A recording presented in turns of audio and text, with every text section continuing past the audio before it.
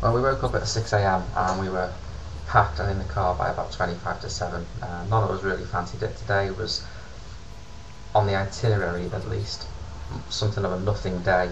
We were just driving from Las Vegas to Palm Springs, which is quite a drive in itself. Little did Alex know that Jane and I had a big surprise up our sleeves for her, so the next dip you're about to see is us eating breakfast in IHOP and breaking the news to her. So, how are you? I'm good, thank you. How are you? I'm good.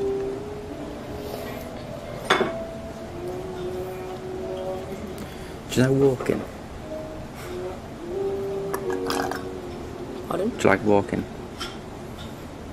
Depends what the circumstances are. Okay. Do you like the sky? Within reason. Can you think what I'm going to say next? I kind of can, but I don't know it. No.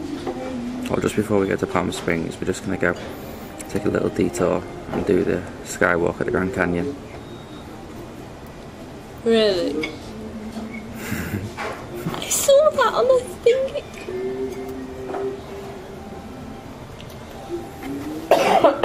The Grand Canyon's ages away. It's about 100 miles away. But, I don't get it. Skywalk is in jumping out a plane and walking, or just The big thing that sticks out of the Grand Canyon, the glass thing that we're telling you about. I mean, how? So before we got to the Grand Canyon, which was a long way away, as Alex rightly said, we went to the Hoover Dam, which is very close to Vegas. The Hoover Dam you might remember from such films as Vegas Vacation, where Chevy Chase inexplicably gets stuck on the outside of it. So this is us on the approach to there now. This bridge, Alex, was not here last time we were here. Half of it was. It ended about on this third pillar.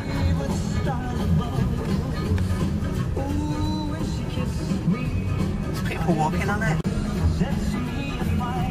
We're going to cross over into a different state.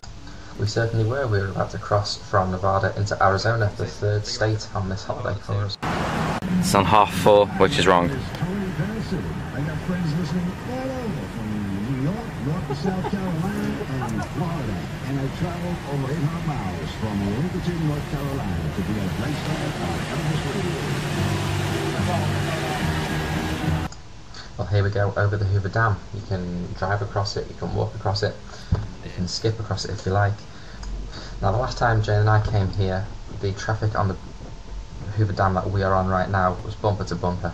The reason why it isn't today is because of that thing that you're looking at now. That bridge, like I said a minute ago on the video, wasn't completed last time we were here. It surely is now. That is now where all the traffic that used to have to go over the Hoover Dam to get to where it was going, it's all been bypassed up there now. We actually went over it ourselves about 15 minutes later. Arizona. Yep, here we are in Arizona. Nicknames the Copper State and also the Grand Canyon State. Well, we stopped at one of the viewing points and I got out of the car, took a picture of the bridge and the dam itself. Only I got out of the car because in a minute I'll turn up the volume and show you how windy it was. Like I said, we did go over the bridge about 10 to 15 minutes later, although you can't see much on there when you're driving, which is probably a good thing because people will just look at the dam and drive straight off the bridge.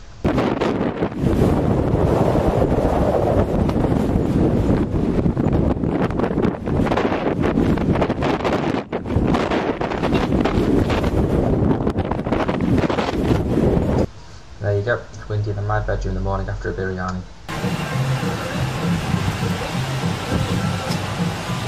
Arizona. Where's Arizona? Here we are going back over the Hoover Dam because it was just a stop off point. I'm just showing you the view from the other side of the car now.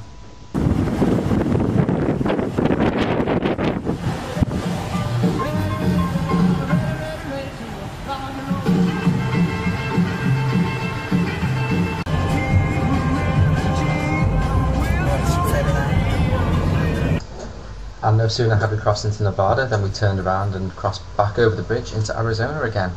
Some of us were more excited about that than others. I don't think I really need to tell you which ones those were.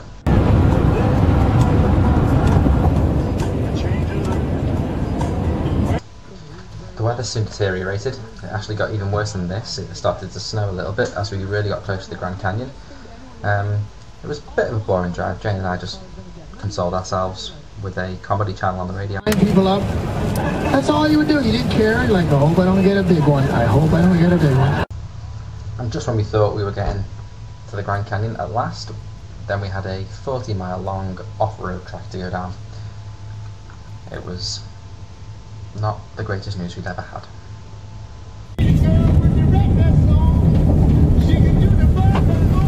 It's getting video evidence of her sleeping everywhere. Look at the back window. But we finally made it, and this is how the Grand Canyon hits you when you first see it. Because it doesn't rise up at all, you just approach on the level equivalent to the top of the canyon. You just walk or drive to the point that you're going to, and then all of a sudden, wow, the Grand Canyon is at your feet.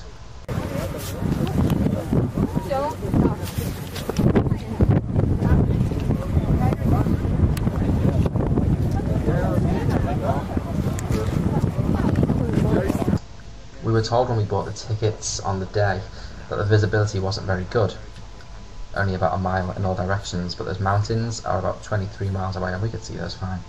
See all the layers of the lines, straight lines.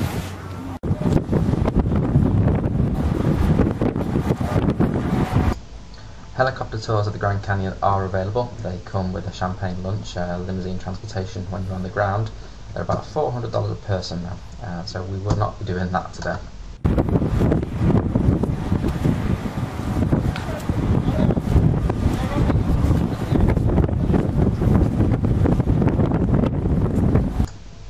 Don't let anybody tell you differently. The Grand Canyon is the windiest place on this planet.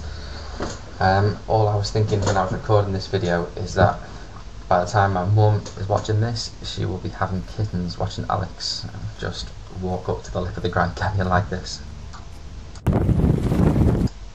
You can see how tentatively she peers over. It is a scary thing to be standing so close. What are you looking at? That. What's that?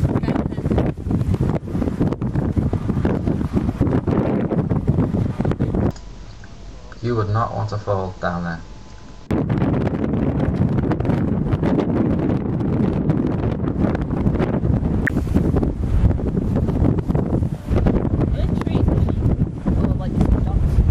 The trees. Well, they're like scrub.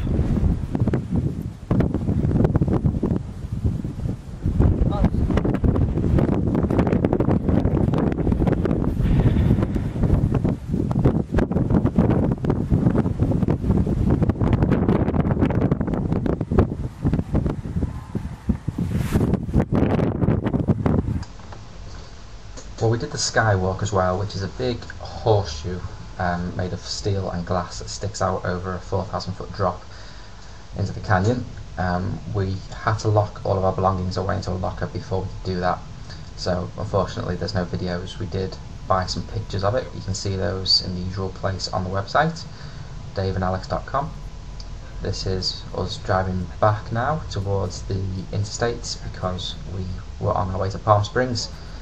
Although we had a great day at the canyon, we did pay a full price for it. We didn't get to Palm Springs until very late when we were just too tired to take any more videos for you.